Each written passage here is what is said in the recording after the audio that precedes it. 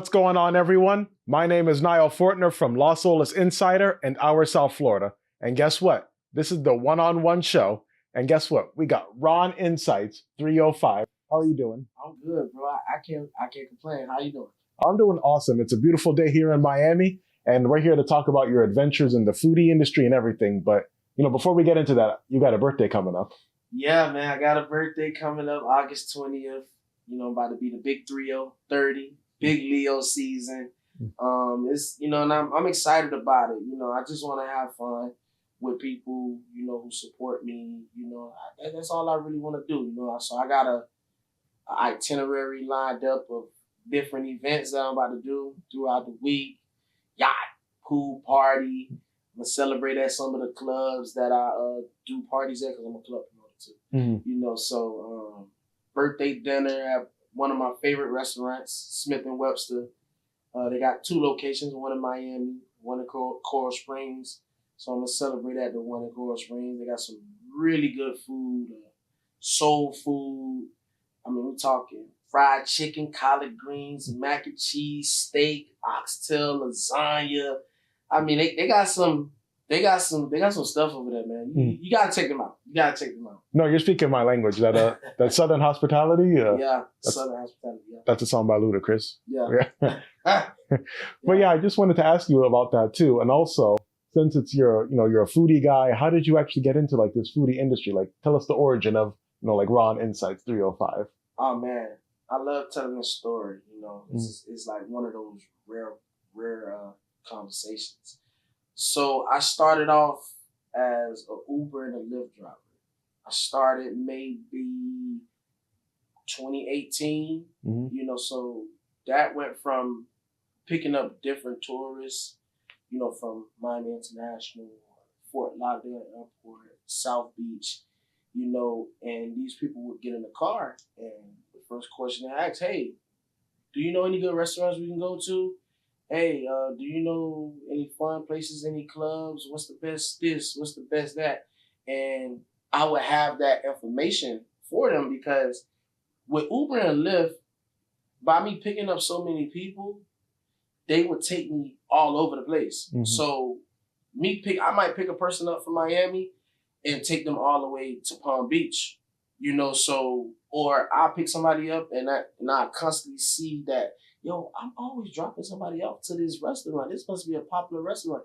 Let me hop out the car real quick and let me go in there and see what the vibe is like. So that's what I would do. So what that did for me was that, that just opened up, my mind to more things. Uber and Lyft, it put me in certain areas that like I never been to before here in South Florida. So yeah, man. So the Uber and Lyft stuff, it helped me gain knowledge on different restaurants and different things of that nature, and it just,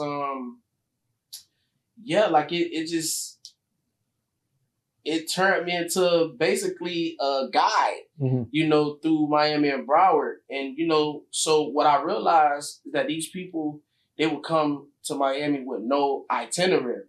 They'll literally just go on Google and search food near me, or go to South Beach because everybody come to Miami, you gotta go to South Beach. Yeah. So it dawned on me by the 4th year of me doing Uber and Lyft driving. By that time, I picked up like 30,000 people. Mm-hmm. So I'm like, man, I'm recommending all these spots to these people. I need to go ahead and make an Instagram page, and recommend places for the people that's here too.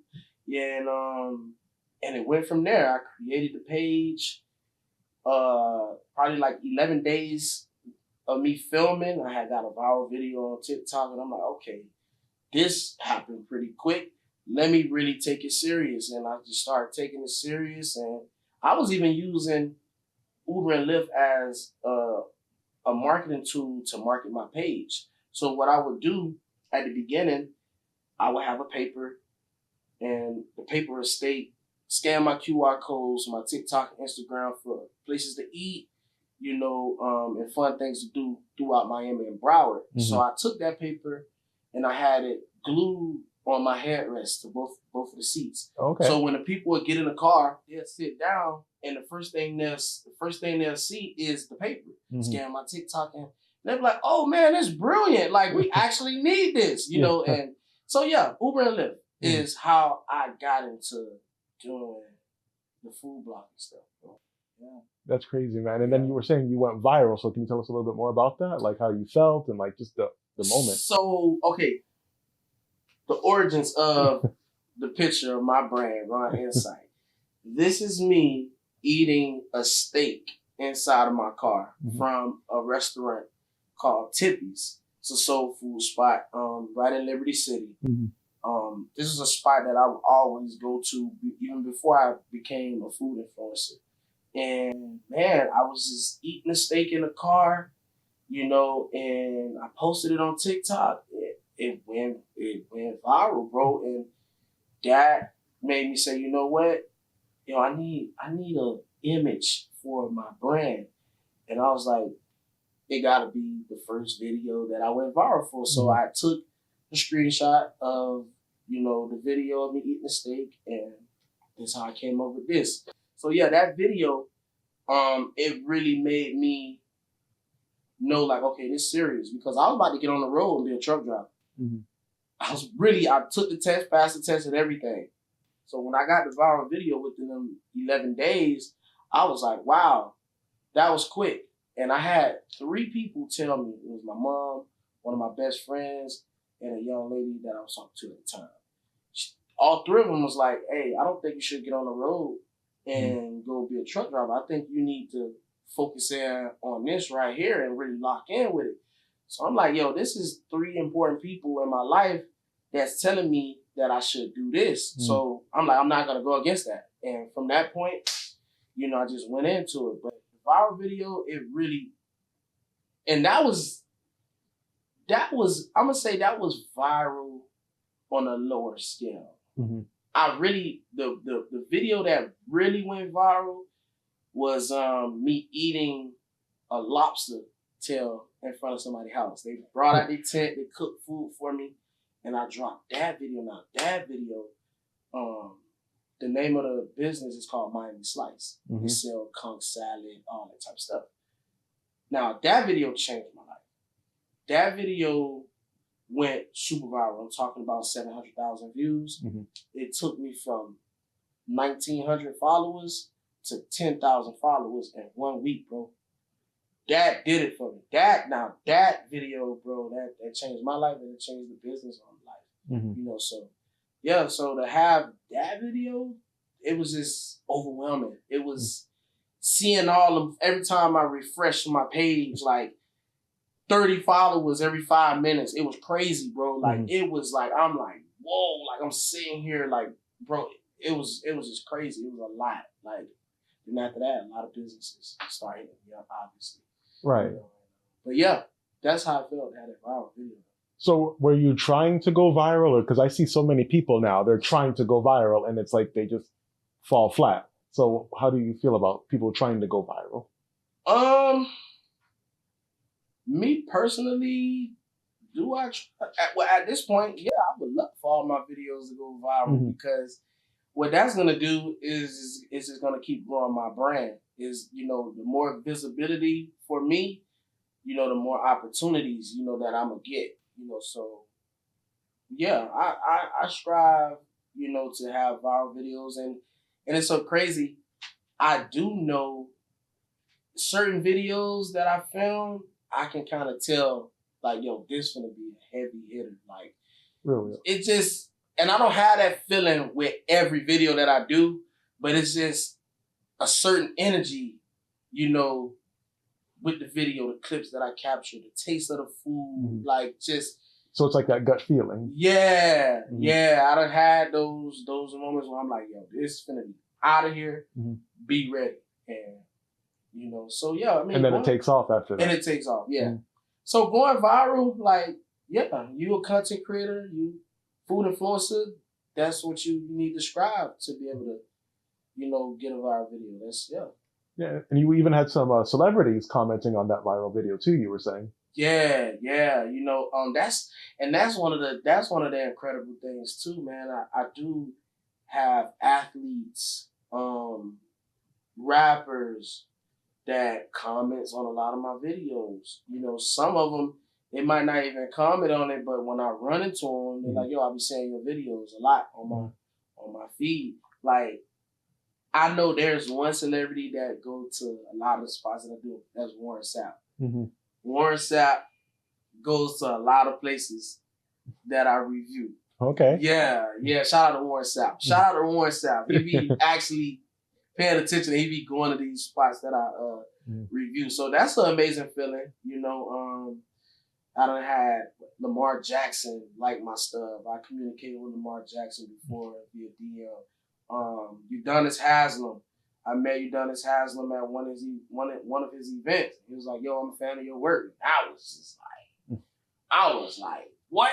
It's just one of them situations you never know who's watching. Mm-hmm. Rick Ross be liking my stuff. Mm-hmm. Like, you know, it's hard to not see my videos, bro, because, you know, my consistency it's there. So my videos, they always popping up on the Explore page. Mm-hmm. You know, especially if you're a Black person, you're going to see it because I do most of the businesses that I review is like Black, 95%. 95% of the videos I do Black-owned businesses. So it's kind of hard to not see my videos, you know. So, yeah. So how did you get into the Black-owned businesses and wanting to support that? Okay, so what I saw before I got into the game, because I studied this game before I got into it. That's first studied this. Mm-hmm. I didn't see too much. I didn't see nobody really highlighting Black-owned businesses, you know, the way that how I'm doing it, the way that, you know, other influencers are doing it. I just didn't see it at the time. And I'm like, you know what? Instead of complaining of like, yo, why this popular influencer ain't going over there to go highlight this business? Mm-hmm. Instead of complaining about it, I was like, you know what? Let me go build my platform up and let me go be the one to go do it. Mm-hmm. And that's how that happened. Me seeing that it wasn't enough exposure being put on these businesses, that was like one of the biggest motivations for me to get into this game. I've been doing it ever since. Yeah, man, that's amazing. And I love how you like support the Black businesses and everything, because we have to. No, got to, bro. Mm-hmm. It's like that right there, that don't even feel like work to me. Like, that's just like, that gotta be in you. Like, that's in me. Like, you go scroll on my timeline, scroll on my page, all you're gonna see Black excellence. You're gonna see black. Mm-hmm. And that's how I want it to be. Right. And not to get political or anything, but it's like, you know, you check out the media, they're always trying to make it seem like we're divided, and we're not divided at all. We're actually together. Even this right here is together. No, for sure. No, I agree with you. Yeah, man. And, you know, actually you did some work with Wendy Williams, speaking of celebrities, right? Yeah. That was massive for my brand, and it was massive for her family and her. That came about. I was doing business with her son and her nephew. They do the club stuff too. Mm-hmm. That's how I met them. They seen my videos and they became, you know, fans of my work. And they told me like, yo, we fans of your work. You know, let's do something. Let's do this club stuff together. And we got into doing the club stuff. And it came to a point where Kevin, which is Wendy's son, he was getting ready to graduate, you know, at FIU. And they was like, yo, she's coming into town. Mm-hmm. We want to do some content. We want you to do some content with her. It started off like, yo, we're going to bring her to the spot. And you'll be able to do like some food content and stuff with her. I'm like, okay, cool. Mm-hmm. But, you know, at the same time, I'm like, okay, we'll see. But in my mind, I'm still like, okay, all right, cool. Then it turned into, yo, when she get here, we're going to do wellness content because we see you do a lot of wellness stuff. And I was like, that makes sense. I do be doing wellness content, you know. And 2 weeks after that conversation, the media, they put out an article stating that she's fully incapacitated. Mm-hmm. So I called them and I'm like, yo, she's supposed to be coming down. And like, what's going on? Yo, what's going on? It's like, yo, don't believe that. It's not true, bro. Like, it's this whole lawsuit stuff. These people trying to do whatever they trying to do to sabotage her from coming down here. I was like, oh, okay. And I get a text. Yo, she in town. I'm like, all right. It's getting okay. It's getting kind of serious. Okay, she in town. Then I get another call. Yo, she pulling up at the club that we was promoting. Yo, she pulling up at the club at this time. Come through, come meet her. I'm like, oh, okay.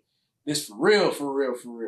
So I go go to the house, get right, go meet, and walked in the club, and she was sitting right there. And Kev, he introduced me to her, and I'm having a full conversation with her. I'm like, yo, like, it's nothing wrong with this lady. Like, I'm literally sitting here having a full-blown conversation with her.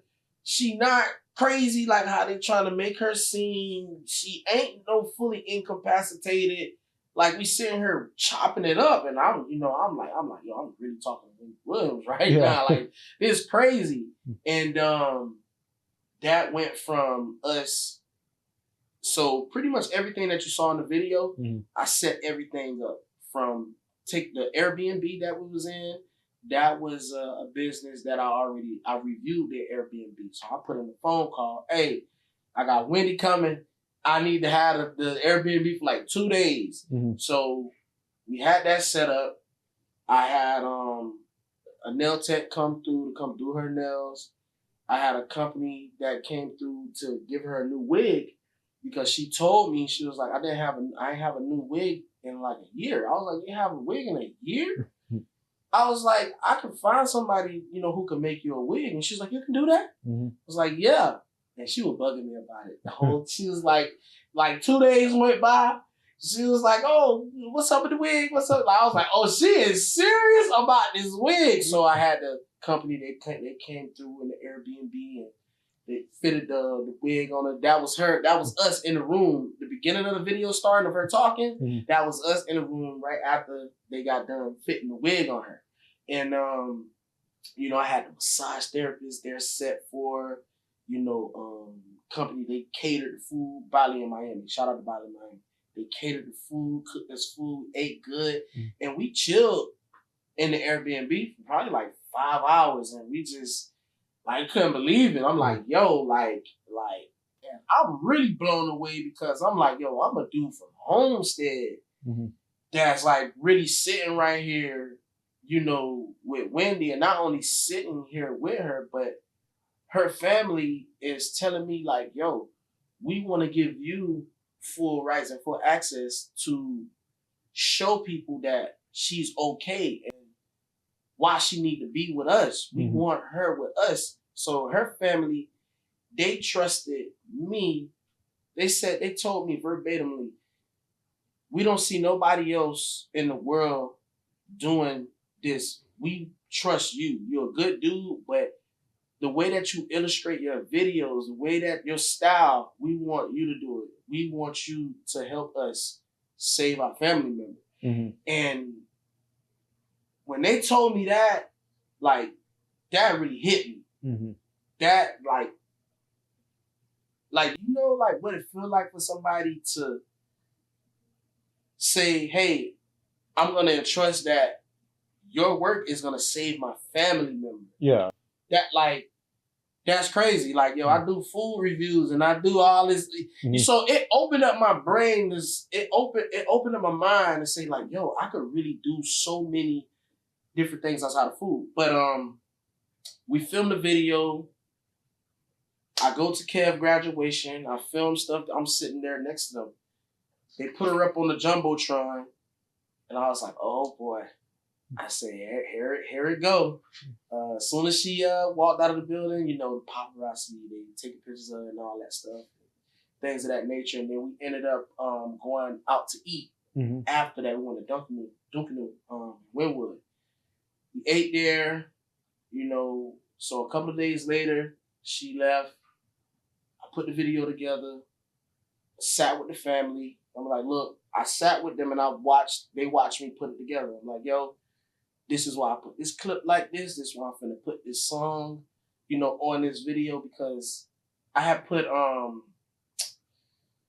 blackness, what's the name of that song? I forgot the name of the song, but it's a very powerful song. When I put the video together and I put the music on the video, and I was explaining to him like this, why I put it like this why I did it like this. I started crying. Mm-hmm. Like just watching it, I'm like, yo, this video is really about to help this family. So when that video made me cry, I knew it was gonna be something powerful because I never had that happen before to where I edited a video and put it together and it made me emotional. Mm-hmm. So I'm like, I know if I'm feeling like this about my own content, everybody else gonna feel like that. So I dropped the video. Describing this is what we did when Wendy came in town. This is why she needed to be with her family. It took off the first day, but not a lot of big media outlets caught on to it yet. Mm-hmm. So I reach out to them and I'm like, yo, I tell, nephew, I'm like, yo, because at first I was under the impression that the industry knew that they was trying to get her back, mm-hmm. but it just wasn't helping them. But when I put the video out, I then found out that they didn't really tell nobody in the industry that, yo, we trying to get Wendy back. So I'm like, yo, y'all haven't been telling people that y'all trying to get her back? And I'm like, oh, this why it's been so hard for y'all to get her back, because y'all been so quiet mm-hmm. and so much, behind the scenes with it. So I said, listen, go reach out to Charlamagne the God right now. Mm-hmm. Write Charlamagne the God right now. Charlamagne, he speaks highly of her. He don't throw no dirt on her name. And reach out to Charlamagne. Charlamagne responded in 5 minutes. Oh, what's up, King? Oh, I'm gonna share the video. Oh, don't worry, I'm gonna blast it.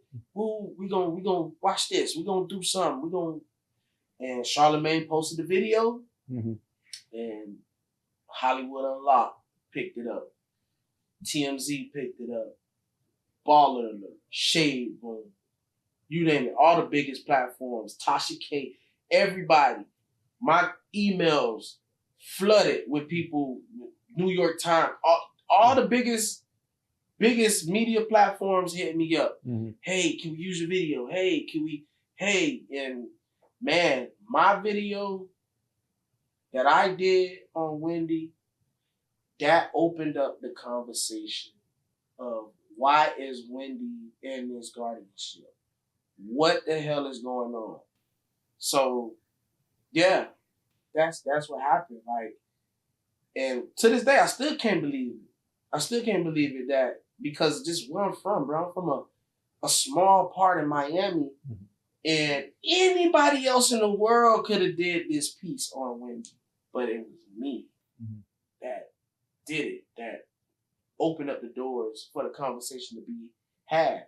Now everybody knows Wendy in his guardianship, and we got to get her out of this shit. Mm-hmm. And it's looking like she's about to be out of it, really soon. So that's how that happened, and that was my biggest project up to date right now. Man, you sound like you're so passionate, and that's perfect for us, man. Like, yeah. I love that. Like we were saying earlier, the unity stuff, man. Yeah.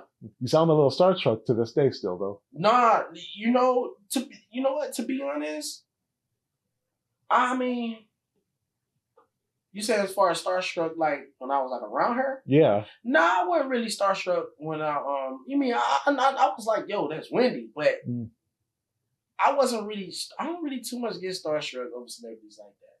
Okay. Yeah. Not so much, it just feel regular to me now because I done met so many celebrities now, with being in this field and communicated with so many people to the point of where like I kind of, got it under control. But still, I was blown away that you're like, yo, this is Wendy. That would be me. And but it was just, yeah, bro, like that was a very incredible thing. And that let me know that what I do is bigger than just food, bro. Of course, yeah. It's bigger than just food, so yeah. And then earlier you were talking about the 20 million people across all your platforms, right? Yeah. So do you have a I don't know, a favorite platform to post to? Is it TikTok, Instagram? Is Facebook even a thing for Reels anymore? So, Instagram, I mean, for me, I love posting on Instagram. Mm-hmm. But now I'm monetized on TikTok and Facebook. Mm-hmm. So those got to be my new favorite ones right now, because now I can actually make money, off of those platforms. And then Facebook just recently became my biggest platform. Really? I Okay. got like 75,000 followers on it now. Really? Okay. Yeah, I gained probably like 31,000 followers within the past 28 days on Facebook. So Facebook is currently my biggest platform, and that platform I made the most money off of. Yeah, so I'm gonna say right now, I'm gonna say Facebook right now. Yeah, Facebook is where the money's. And people sleep on Facebook. They do. A lot of people don't be on Facebook, and I'm like, yo, Facebook is booming still. I don't know what people talking. Man, people is still on Facebook. Mm-hmm. So I'll say right now for me, it got to be Facebook. Because there's so many different ways you can make money on Facebook. You can make money from the views and engagements that you get on your story. Mm-hmm. You can make money from posting pictures. You can make money from having high engagement statuses. Also, you can make money from the in-screen ads. So if you have a video that's probably like 2 minutes, 3 minutes, you can make in-screen ads, on that. So it's multiple ways to be able to make money on Facebook, and that is really dope. So. Yeah, but which one do you think is going to be like the next one to really take off? Like, TikTok. Wait, you talking about what, as far as with me? Well, I'm thinking, brand, or just as like. Actually, both. I'm curious about both. TikTok about to be the biggest, man. I think TikTok is the biggest now, honestly, because TikTok is like it's like a Google. It's like a search engine. You can literally go on TikTok and type in whatever, and it's gonna pop up, bro. So I think like TikTok is gonna be massive. I think it's going to be bigger than all of them. Yeah, it sounds like it's kind of going through like this weird phase. Remember during the pandemic, TikTok just blew up out of nowhere. Yeah. Mm-hmm. I think TikTok is going to be like the next thing. The next big thing for sure. Yeah. It's just so much information on there that you can just search up, and search up anything, a video for it gonna pop up. Mm-hmm. People just think people just think TikTok is just an app where you can go on and find like little trendy dances and all of that stuff, but it is way bigger than that. Mm-hmm. It is way bigger than that. And at one point I didn't like TikTok because it's too sensitive. Mm-hmm. It'll be real quick. They're real quick to flag your video. Yeah, I got that too. Yeah. So like I got a love-hate relationship with TikTok. Mm-hmm. Because it be flagging too many of my videos. So. But yeah. And are you on YouTube at all? Not yet. Mm-hmm. Not yet. With YouTube, now people be like, "Oh, I need just take your videos that you already made and just put them on there." And it's like, yeah, I can do that, but there's a certain aesthetic, there's a certain look that I want my YouTube to have. With my YouTube, I don't really even want to post. I want it to be a little bit more different. I want the YouTube version to be like lifestyle. Mm-hmm. I don't want it to be review style. I want to be able to, say for instance, so I can help everybody understand. So when I'm going to do a yacht review, I do the review and put that on Facebook. But I want to be able to create another version of just showing, hey, lifestyle. We on the yacht. Got the girls over here. This is what we doing. We in Miami. We selling from here. Woo, woo, woo. We just got off the Sprinter van. So I want to do more so lifestyle content on YouTube. So when people, they see like, yo, who is this guy? How is he getting access? How the heck he got a Sprinter van taking him and 10 girls to a yacht, and then he got a catering business, catering the food on the yacht. Who is this guy? Then they go do the research, find Instagram, they find out, oh, he's a food influencer. He's an influencer. He highlights these different businesses. So I feel like when the YouTube audience figure that out, it's just gonna make them be like, yo, this is a very interesting guy right here. Like nobody's doing what he's doing. And I strongly believe that. Nobody is doing what I'm doing because I highlight everything. Food, fun, clubs, wellness, nail tech reviews, hairstyle reviews. Bro, like, I do it all, bro. So yeah, but definitely gonna get on the YouTube. Definitely. And it goes back to what we were saying earlier about humanizing your brand. Yeah. Yeah. That's really big for me too.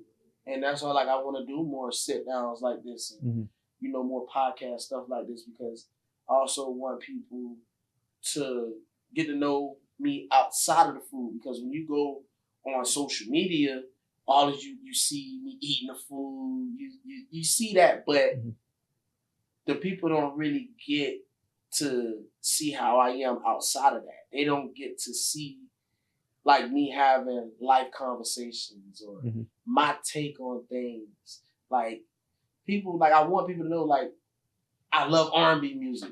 Like, okay. Like I want people to know like, yo, I have a personality outside of this. Like I'm not a robot. Like I'm human. Like I go through things, breakups. I done been depressed before. I'm not rich. People think I'm rich. I'm not rich yet. If people think I'm rich, they see all the stuff. I'm like, I'm not rich yet, but like, yeah, I definitely want to make sure that I humanize myself as much as possible, and just because I just want to stay grounded, I want to stay grounded, man. Like I like to feel normal, and so, yeah. Just going back to R&B, the best R&B era history has to be the 90s. Yeah, it definitely is the 90s. Me personally, I like the early 2000s. Oh, good too. I'm 29, so in 2000, I was like 5 years old. So I could remember hearing a lot of the songs on the radio as a kid and actually enjoying the sound of that era. So for me, the early 2000s is my favorite era when it comes down to R&B. You got the Music Soul Childs, you got the Carl Thomas, you got Aaliyah, R. Kelly, like you got all these different, even though they from the 90s too, but that 2000, that early 2000 era, crazy, like crazy music that you could go back and just listen to and it just still sound the same, still sound good. Like it just doesn't timeless. It's timeless. Right. It's timeless music, so yeah, bro. Yeah. Definitely the 90s is the 90s. That was just a different, even though I was a baby in the 90s, I was born in 95. I'm 94. Yeah, you're 94. So it's like, but I go back and I just look at, I'm very obsessed with the 90s. I ain't gonna lie to you. Like I'll go back and look at the video, like just everything, the music videos back then, the way they dressed, the vibe, even the movies, the way that the movies look back in the day, just the essence of that era, like just seeing it, through the content, the video footage that was filmed back then, it just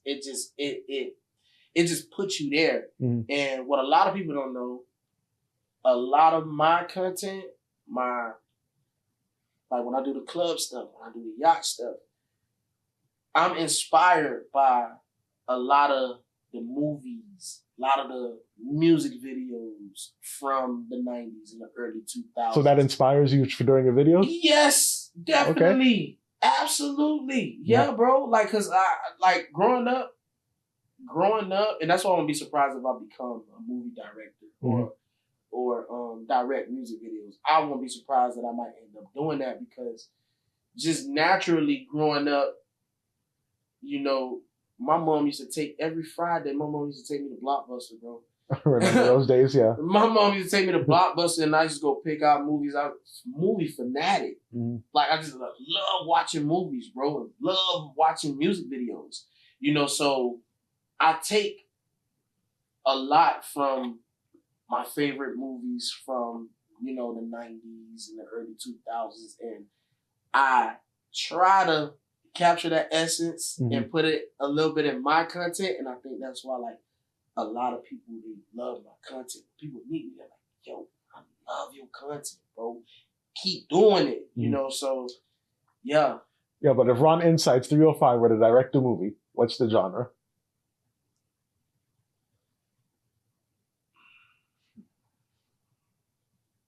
I'll say probably romance. Romance, okay. Yeah, I'll say probably romance, bro. You know, I think about movies like Love Jones. I'll say a mixture of romance and drama, like both of those, you know. So yeah, I'll say a mixture of those. All right, cool. Yeah, man. romance and like drama. Yeah. And I'm a big movie guy too, because I really go to the movies like almost every weekend or so. Yeah. Do you have a favorite movie though? It can't just be a favorite. That's always hard for me too. It gotta be like a top 5 or something. You got a top 5 then? Let's try to do 10. Let's try to do 10, bro, because I'm a movie head. Or some movies off the top of your head that you know off the top of my changed head, your life. I love Fifth Element. Oh. I love, yeah, bro. I love Fifth Element, bro. Hey, yo, that there. Money Talks. Jackie Brown. Oh yeah, Pam Grier, my favorite actress. Pulp Fiction.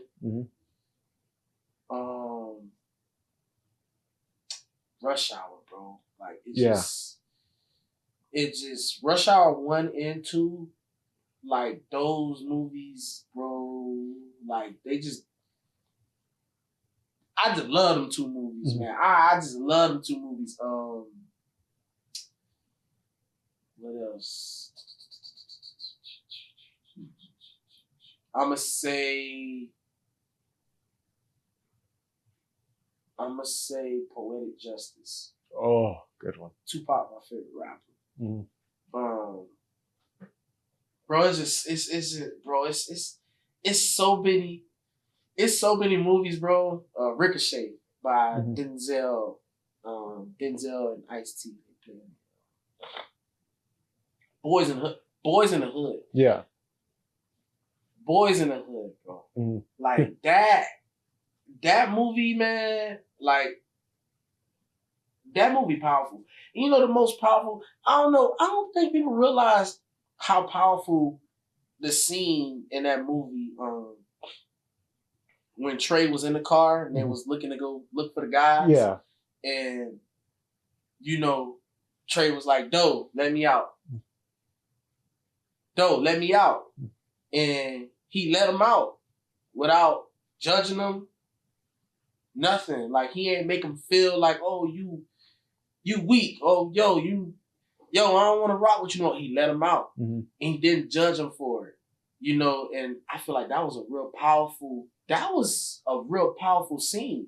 Like he made a real conscious decision to say, nah, this not me. I'm finna remove myself out of this situation. Yeah. And I felt like that scene was like really powerful, dude. Like, so those are a couple of movies, you know, That's like a very underrated scene. I feel like that was the most powerful scene in the movie. I feel like that was cause there's a lot of guys in the real world that have been in situations like that and they did not walk away from it.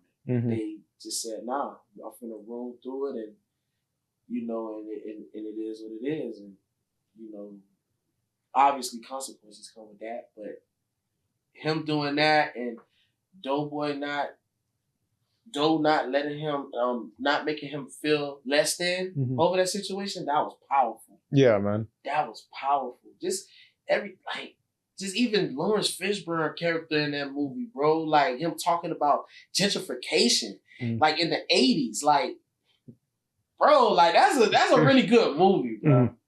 Boys and Hood is a really good movie. Bro. Yeah, man, classic. Yeah. Honestly, I can see you as a Rush Hour character. Who? I don't know, like you could be like someone in like an extra scene or something. Okay. Yeah, I mean, you know, like I say, for me, the sky is pretty much the limit for me. Like, I really feel like I done been on TV 3 times already. You know, I done been on a TV show, Bar Rescue. Been on there. Been on the news. Just recently did another, it's a tasting table show that aired on the news. And all 3 of these things, they literally came from me being me. Like, those TV opportunities, it wasn't a situation where I had to go audition or anything.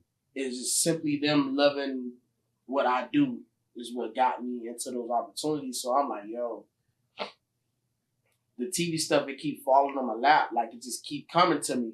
I might have to really go pursue it. And I would want to pursue it. Like, I'm very interested, you know, in getting into that realm, you know, because I feel like I'm good on camera, you know.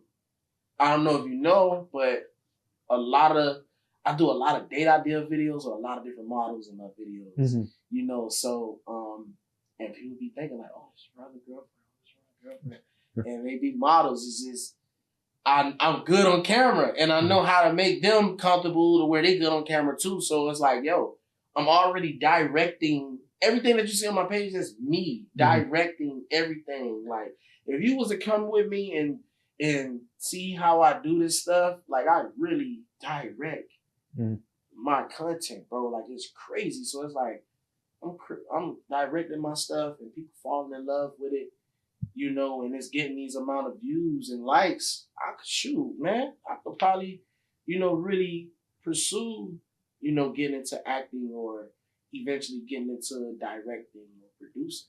Of course, that's man. Gonna happen. Yeah, I can see it for you. It's another hat to wear. I think it's gonna happen. That pun was intended. Yeah. Yeah, I think it's gonna happen. Well, earlier we mentioned like underrated like movie scenes, but I gotta ask you, what are some underrated restaurants in South Florida?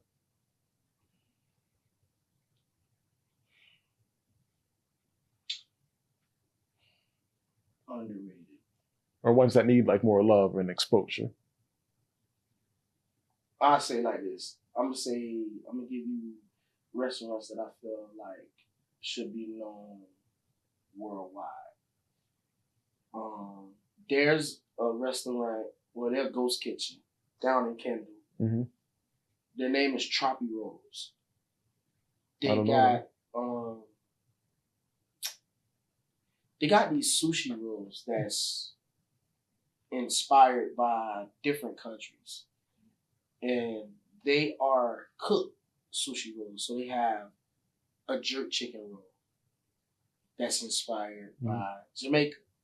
They got a griot roll that's inspired by Haiti. You know, so they got these different fusion sushis that's incredible.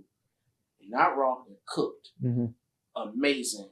Right in Kendall, Troppy Rolls. He got to be known like worldwide.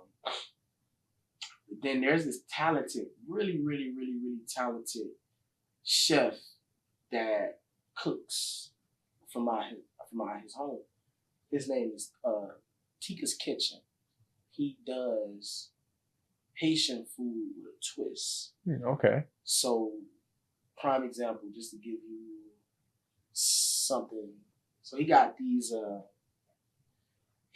Haitian loaded fries. You put the fries, season them up. He'll chop up griot, put the griot on there. He'll put like his special pink sauce on there, and then he'll put the pickles on there. Incredible. Got griot nachos. Like, is this like, bro? Like, he make these tostones cups, and he'll put like salmon bites inside of them, and then put his sauce on there, and put the pickles, bro. he is serious. Like, I'm trying to help him get from down south. He's from down south. I'm trying to help him branch out more so people could taste his food. But goddamn, you got, man, there's a spot that I actually just went to called Grooves in Delray. Black owned. In Delray, brunch. okay. Yeah, they do brunch and dinner. His food is phenomenal. People, and they just open. So I'm just like, them, people gotta go really see about them. I just recently did a few days ago. That's weird because I never hear like Delray black-owned businesses. Yeah. Oh. Speaking of that, so with his restaurant in Delray is right on Atlantic, the main strip. He's the only black-owned restaurant on that whole strip. I know exactly where you're talking about too. On the main strip, all the rest, he's the only black-owned restaurant. So people, y'all gotta go check him out. Y'all gotta go support him. Y'all gotta go support him. But yeah, them. You got King's Miami Cook. He got the best, to me, he got the best cook in Miami. Bro, like, I gotta say them, even though like they already like popular, show enough oysters, bro. Like, they just got something different. Like, bro, crab stuffed oysters, lobster claw stuffed oysters, shrimp Alfredo stuffed oysters. Bro, that blue crab, char grilled blue crab with the crab meat in the middle of the damn crab, bro, it's just different, bro. It's just different. You got Fat Man hot dogs, bro. He do these specialty hot dogs. He got, specialty sausages, bro. Where he got jerk chicken on top of a damn sausage. A damn sausage sandwich with mac and cheese in it, bro. We got some talent. We got some talent here, bro. Like, we got some talent here, bro. Yeah, and I love Fort Lauderdale. I'm a Fort Lauderdale native, but Miami, damn, your food spots are fucking hitting. I love it. Nah, I'm gonna say Broward. Broward got the best brunch spot and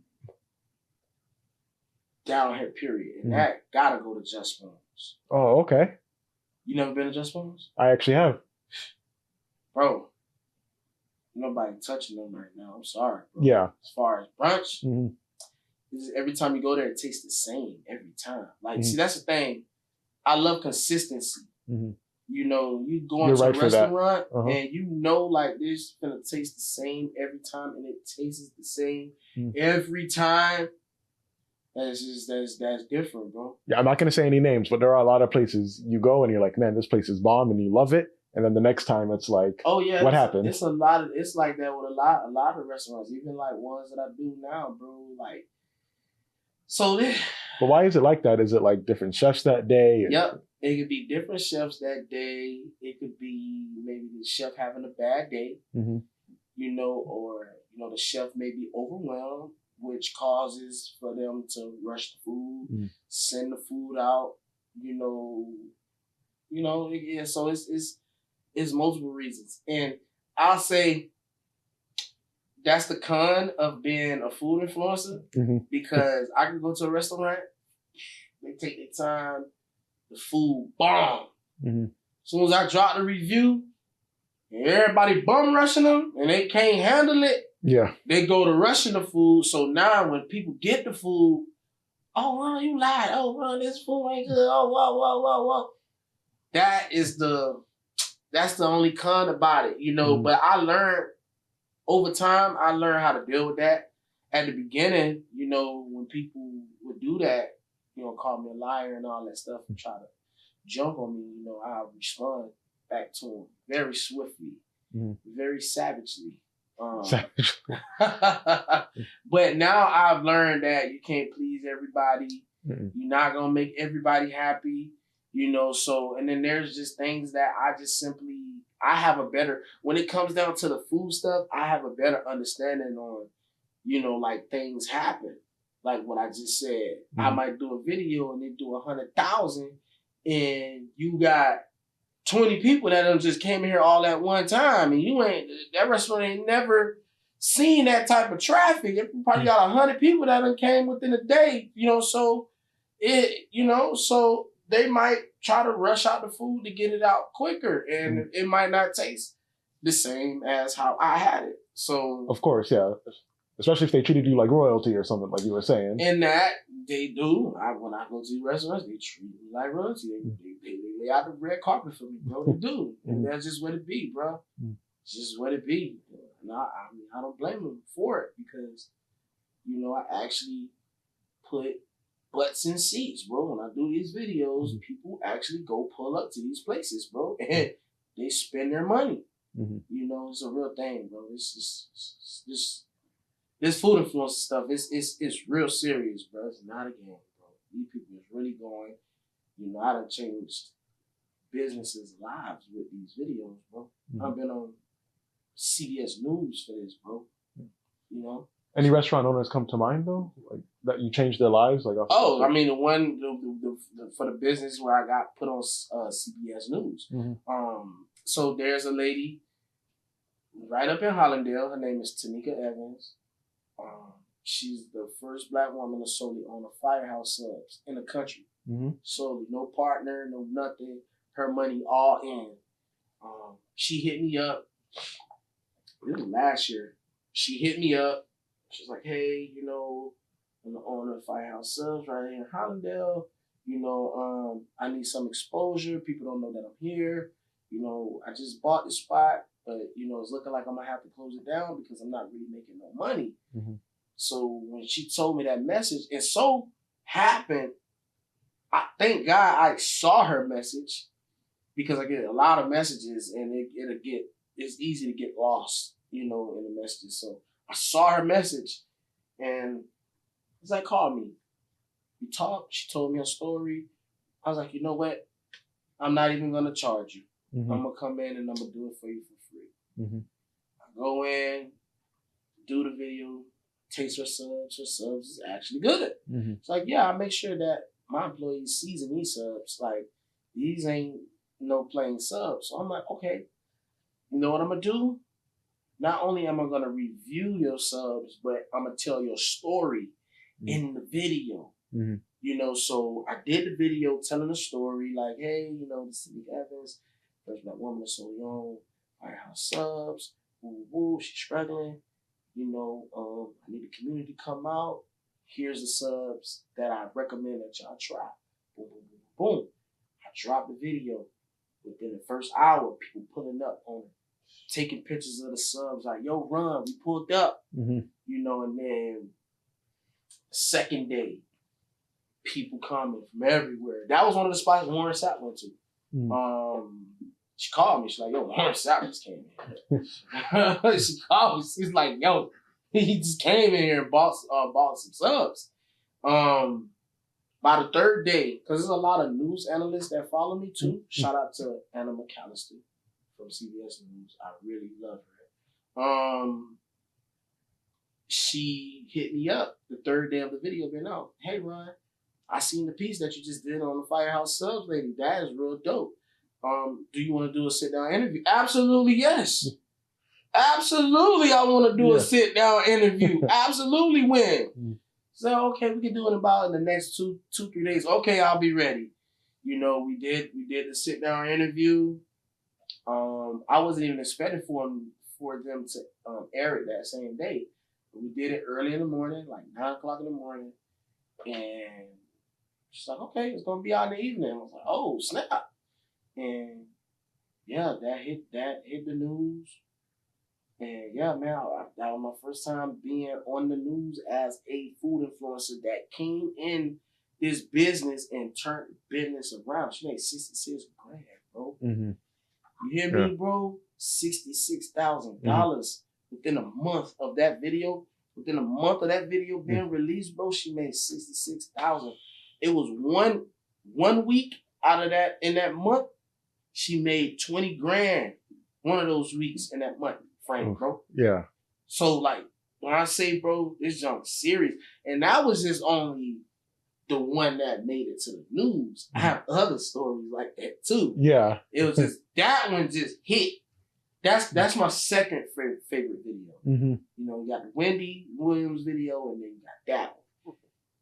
Bro, that did like 1 million on Facebook. that was actually the video that got me monetized on Facebook. Oh, okay. When that video performed the way that it performed, it unlocked the monetization thing on Facebook. Mm-hmm. And it took a while, bro. It took two years to get monetized on Facebook. It was very hard. I don't know why it took that long. Mm-hmm. But yeah, that video, bro. Yeah, changing lives. Crazy. No, man, I feel like I should give this Superman necklace to you. Yeah. You need it more than I do.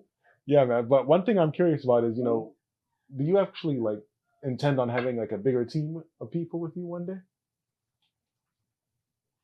Yes, bro. Mm-hmm. Yes, bro. I'm at that point now. My only problem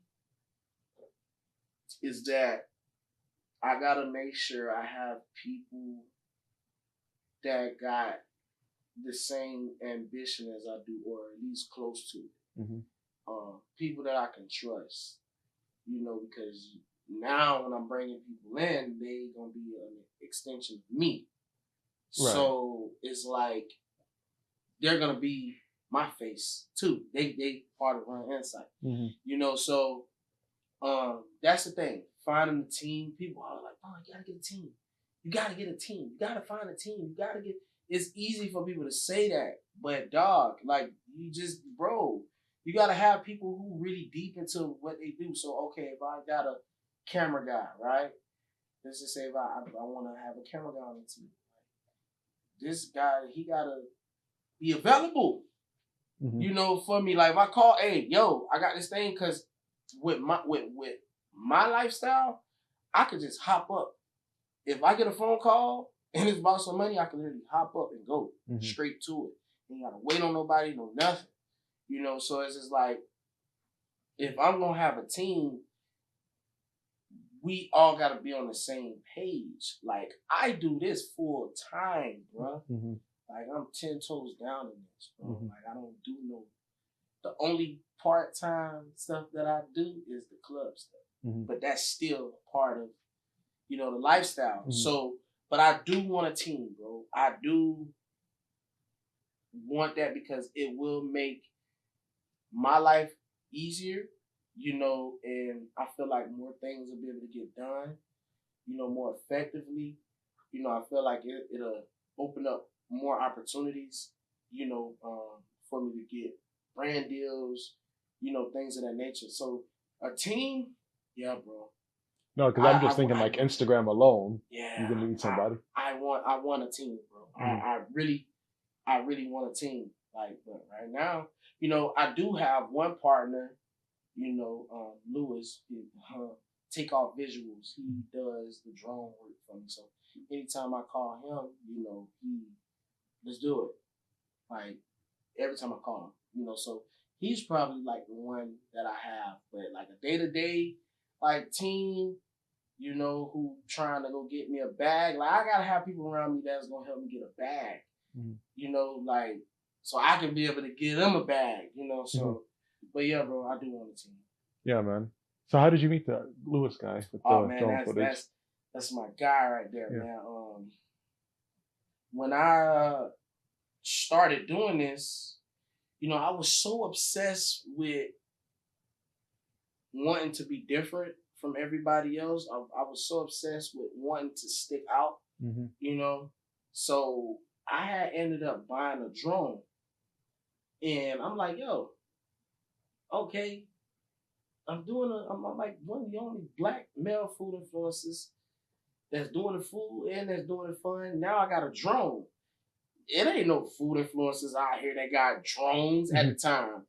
Now it's something that got drones now and they incorporated with their content. But at that time, in 2022, it wasn't that. So I was doing a couple of videos incorporating drone shots in my stuff, and I get a DM from a guy. And the message read, hey, man, your content is dope. I fly drones too. Mm-hmm. Let's work. Let's figure out how we can help each other. Now, that's rare when you have somebody reach out to you who you don't know, never met, that said, that take a liking into your work and that says, let's work together. Let's help each other out. Mm-hmm. And I said, cool, let's do it. met up with him. We filmed one of the most amazing videos. It still look amazing. In my eyes, it still look amazing. Now, you know how when you can go back and look at some of the old work you did and you cringe? Yeah. Like, oh man, that looked bad compared to this video that we created. It still looks good. So we went to 5 different beaches and we sent the drones up and we just I did my shots, he did his shots, and we clipped them together. And we did like here's 5 beaches you can go to, and it was just beautiful. Like the sun was out, so it hit the water. All the beaches we went to had that beautiful 2-tone blue color. Like it was one of those amazing videos, and we put that out. At the time, it was a dope video, but it didn't perform well because at that time I didn't have a lot of followers. You know, but then from that point we just locked in. We started doing. We did a second video. We did ATV. I think we did ATV ride. That junk did like 100,000. Okay. Then so me and Lewis, we did a couple videos, man, that performed very well. Water sports content. We went out there and did everything with the water sports. Like so that's how I met Lewis, man. And he been with me since I started.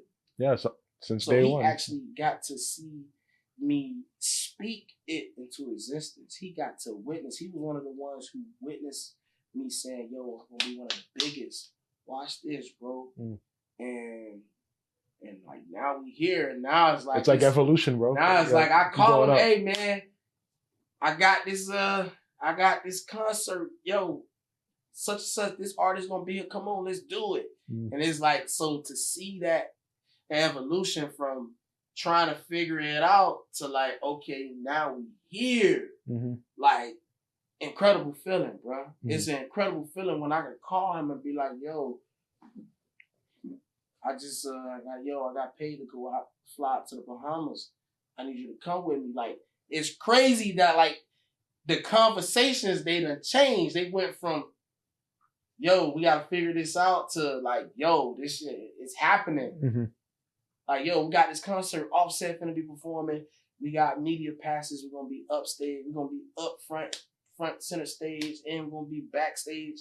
And now it's just like, it's the norm now. But it's still like, wow, like it just showed like we really worked our ass off and we really got to a position where like we really making moves. Like we really got motion. Yeah, so earlier you just mentioned like, you know, something that's coming next. So I got to ask you, Ron, what is coming next for you? I know we talked about like the music videos and stuff like that, but is there anything else? So I know there's a couple things that I want to do. One of them being eventually, you know, starting my own production like company, like, you know, media company, production company.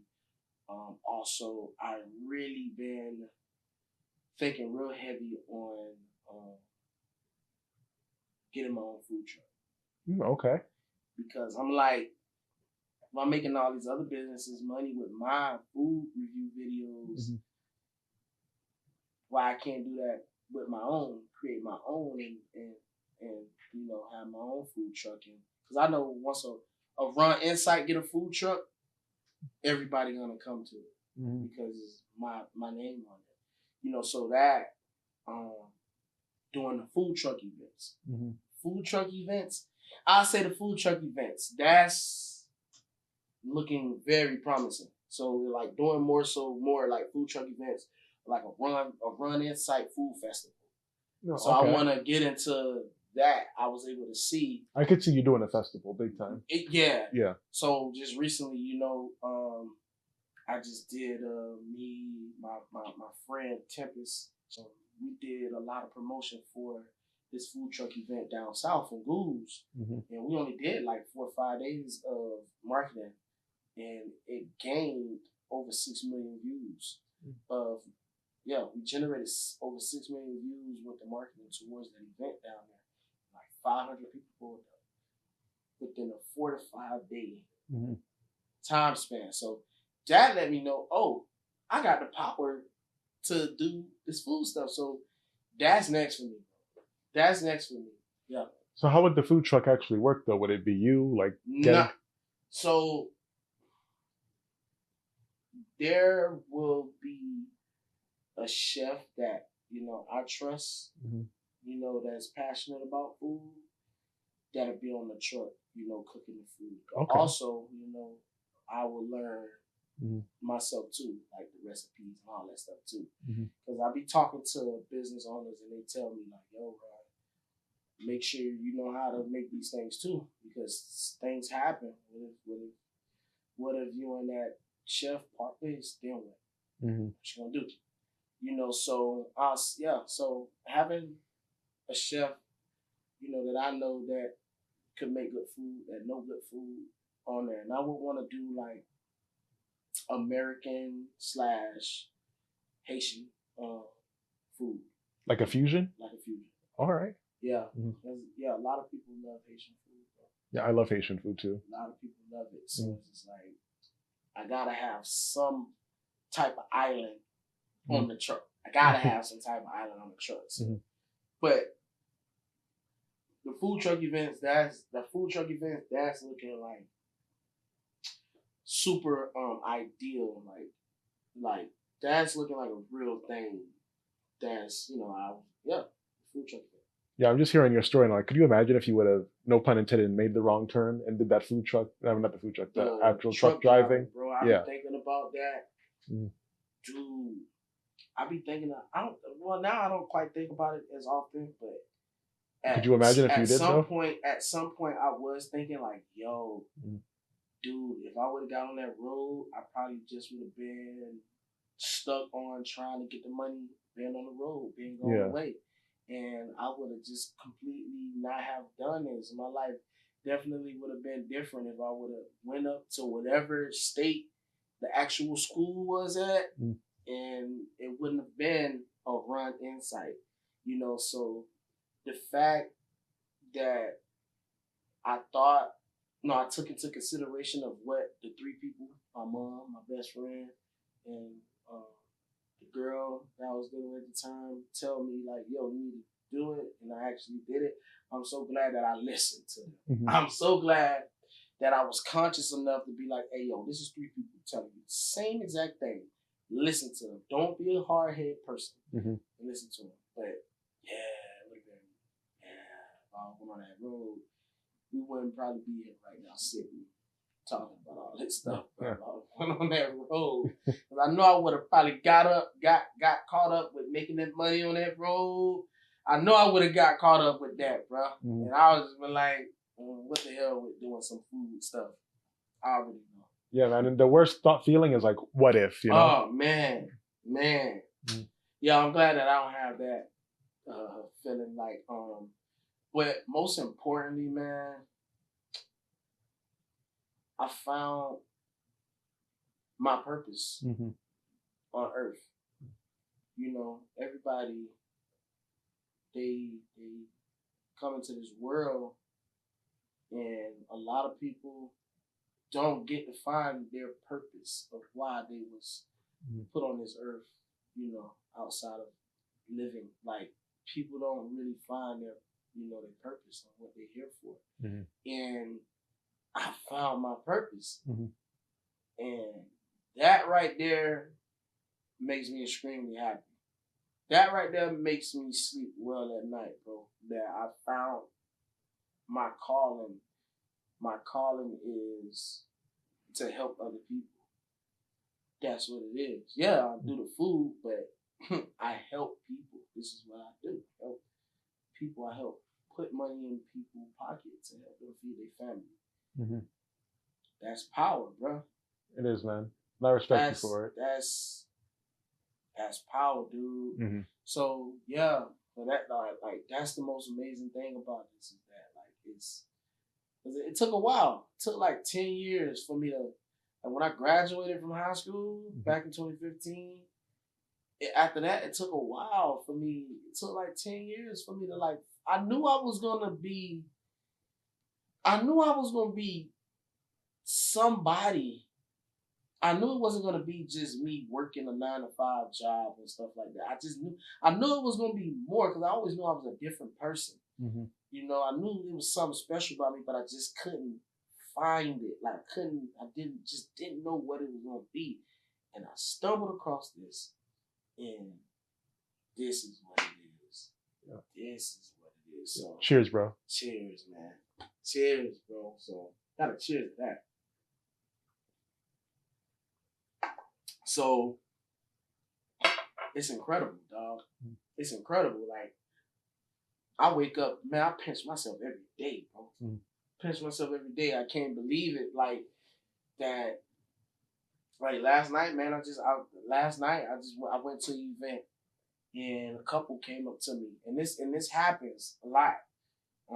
I'm getting better with recording my interactions with my followers and you know, and more so saying, come on, let's take pictures. Y'all want to take pictures? Come on, let's take pictures. Like, usually I'll just let them. If they ask me, like, for a picture, I'll let them do it.